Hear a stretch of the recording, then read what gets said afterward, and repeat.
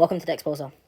So, Spac Nation's Toby conducted another interview, this time with the most important member in his criminal enterprise, Mariam Mola herself.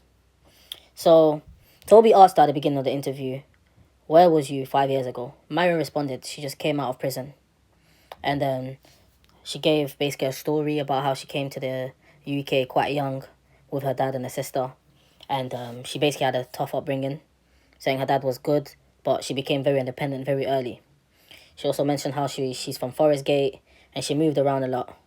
She said on her way to school, she started to meet people from different areas, so she started to hang around with many people.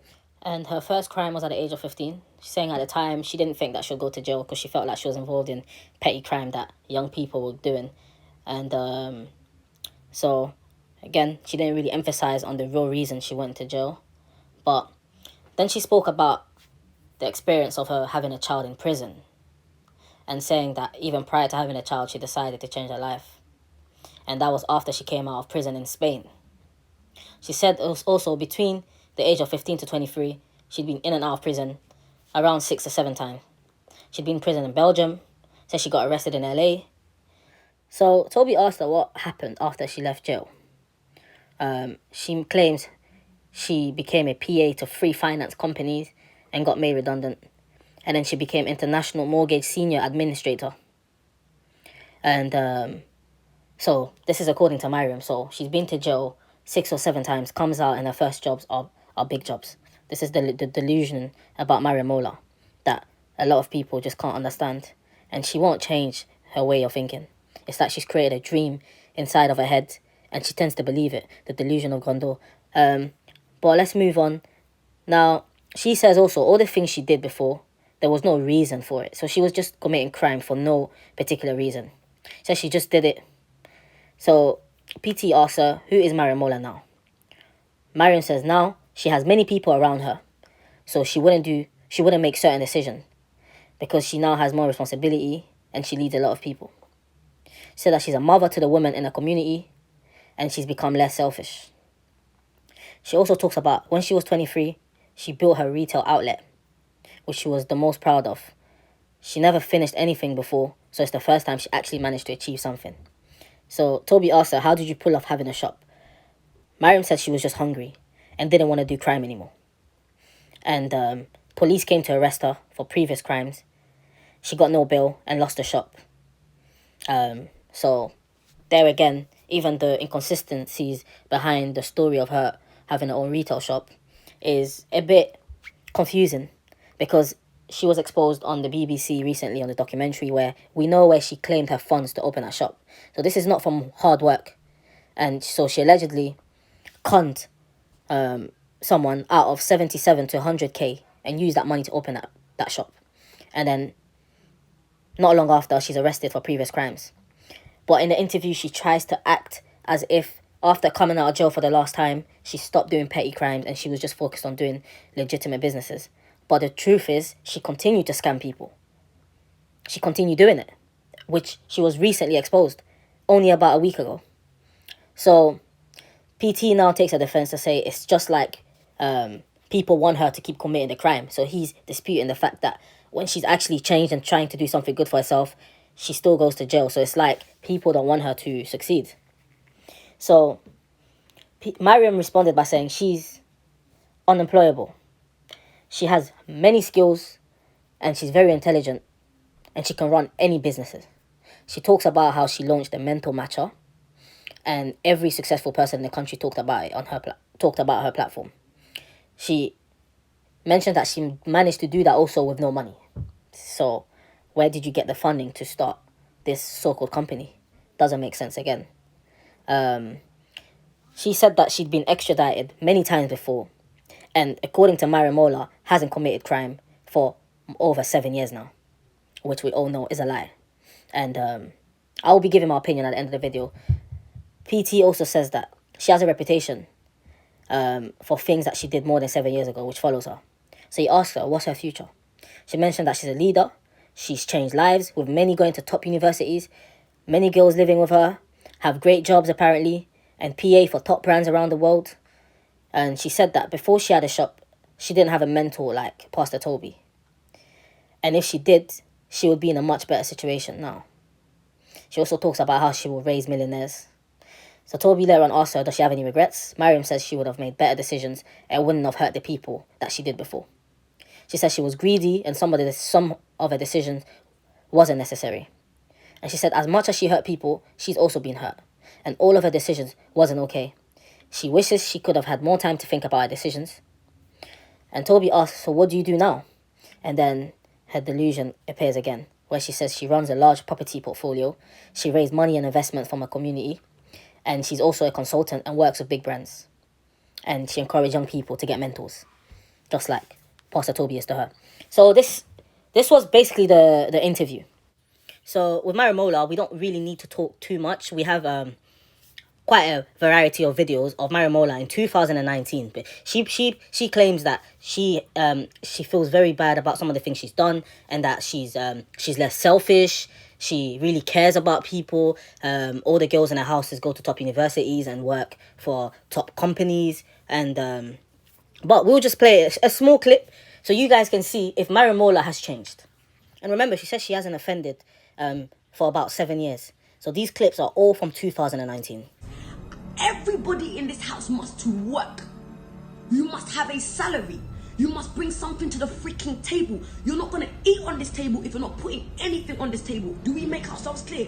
When I'm speaking, you don't breathe. These things may sound harsh to you, but let me tell you something now. I told the girls, the risk I take for you guys, none of you guys will take it for each other. The fight I fight for you guys, nobody, let me tell you something now. Maybe some other leaders are not going to do that for you. I go out there. Do you think that sometimes people don't want my head? They don't want to. I've been out on a dinner, a Spac Nation dinner, and a man wants to smash my face with glass. Because of you seed I'm sowing, or maybe money I'm using to pay rent. But I'm even paying back debt, 15 grand. But I'm not talking about, I'm paying people back money so they don't come and fight you guys. What are you talking about? So you're telling me about leadership? I tell my girls that you follow a leader that has freaking scars. I'm not your pastor because I'm pretty. I'm not your pastor because I know how to speak, because I know how to freaking fight. I know how to say, okay, I've messed up. I'm going to take everything I have and I'm going to sow it in the ground and we're going to start again. We don't have rent. We're going to get to work. Those that are with me, if you don't know how to fight, I'm not your leader. I'm not your mum. All this mothership, mum stuff, all this funny stuff. Choose your mother based on how you want to fight. Oh, you've been under my leadership for 2 years and you don't know how to make money? You were never under my leadership. Never in this life were you under my leadership. When I was under Pastor Sam's leadership, sometimes we couldn't get into, imagine going to your church and the church door is locked. Pastor Sam taught me how to find money, bro. In this house, we are followers. All we do is follow. I told one of my sons, Sam, his mom is blind. Do I care? Bro, this is the Mariam, I'm telling you, I don't care. Bring your seed, bro. Bring your seed. I don't care like that. Because let me tell you, work still needs to be done. I don't want nobody living in this house from the hours of 8 a.m. to 6 p.m. There should be nobody in my boat at that time. I don't want to see no one. You should be out getting money. I don't need 500 girls living in a house with me or 50 girls living in a house with me. I just need disciples, 10 or 12 with me who understand call and assignment. They understand that they don't have their own life. These things sound very cruel in the church. I don't need 50 or 500 girls that have their own mind, that know what to do with their own salary. No, I'm looking at a kind of woman that is going to produce finances. I said to my girls this morning, I don't know what you think is happening in this house. I tell you what to do with your finances. I tell you where you're going. It's not like you have an option. If you have an option as you're leaving the house, yes sir, as you're leaving the house, drop your key in the letterbox. As I was putting together a new order for finances for the house, I began to say to them, yeah guys, I need you to tell me what you're earning. Somebody said, oh, PM is intrusive. Hello? What are you talking about? I need to invade in your private life. We're going to share the bed. We're going to share these finances. You're going to tell me how much you're earning. She's going to tell you how much she's earning. If we sit down, if I have 10 girls that are living with me and they all go to work, will I struggle to pay my rent and give seed? Will I struggle to go? You won't even struggle to buy clothes. Look, there's a new order. What is the order? What is the order? The order is I want 50 soldiers. I don't want to fool myself and say, oh yeah, there's 100 people that are ready. No, because we're not ready yet. The 100 are still sleeping. Let me raise 50. I said to my leaders, as a pastor, are you telling me you've been in the nation under the word for 3 years, 2 years, 1 year, 6 months? You look, I came into Spac Nation, I heard the word for a month and I started doing my thing. I don't know about you guys. I came to Spac Nation and within month 1 of hearing Pastor, because I've been in church, it is a disrespect in the highest regard to the word. If you are a leader, if you are a pastor, and you don't have 10 people that you speak to, it's almost like I'm going back now. The Mariam I kept quiet because I didn't want to offend people. She's back. I don't have a problem coming from a failure of a background. My parents are not rich. I'm just gonna go and get new parents. Female pastor, you are not bold enough to have at least 10 people that can hear your voice and can give you £100 a week. £100 a week here is freaking benefits. Benefits, £100 a week. If I have 50 female leaders who have 10 soldiers each, that's 50 bags. I'm going to inspire so much. I'm going to dominate my mountain so much that footballers are going to come to me. I'm going to take the piss on my ground so much that souls are going to want to run to me with their finances. I said, okay, look, guys, there's a new giving structure coming out. I need 15 people to nominate themselves as a 1K giver. The first person to nominate themselves was a 20-year-old boy. I lost hope, guys. In my group chat with my family, I lost hope. I looked at all the female pastors and I said, why are you scared? Is it because you don't have the money in your account? Let me tell you something now. Every single time PT and Bankside will call for givers £300, £500, trust me, I never had the money. I stood up in faith that I will have the money. I don't care how many, and I will send abusive messages like, guys, if you don't have the money, don't put yourself forward, because I'm going to come for you and I will come for you. Still put yourself forward. By not putting yourself forward, you're saying I will never have 1K. Do you know that's what you're saying? By not putting yourself forward, how can there be a call for finances and you don't put your name down? Things I would say to Mola is, you're going to die in your sleep. Better get up and pray. I should be crying, or she'll hate me, or she'll go to her mum's house. I don't care. You want to sit down and sleep, and Pastor Obi's praying and you're sleeping? You will die if you don't find that money. It's not like, oh, let's feel bad, she started it. Start something else and bring more money. I'll even be happy because I'll be the one counting the bread. I'm not concerned about what somebody's gonna say. Guys, okay, we need to be really careful about giving. Like, we've given so much and we owe a £250,000, by the way, in a year. What I really want us to do is really think about it and, put some structure on how we're going to pay debt. I sat my girls down all on Thursday, called the debt collectors, reduce your debt. They're now all paying £50 a month. Some of them are paying £1 a month. Yeah, I'm not going to be bound to that. And you're going to sow everything. And then when Auntie Lucy calls you, you take that call. And whatever she tells you to do, we all do that. You will go to school.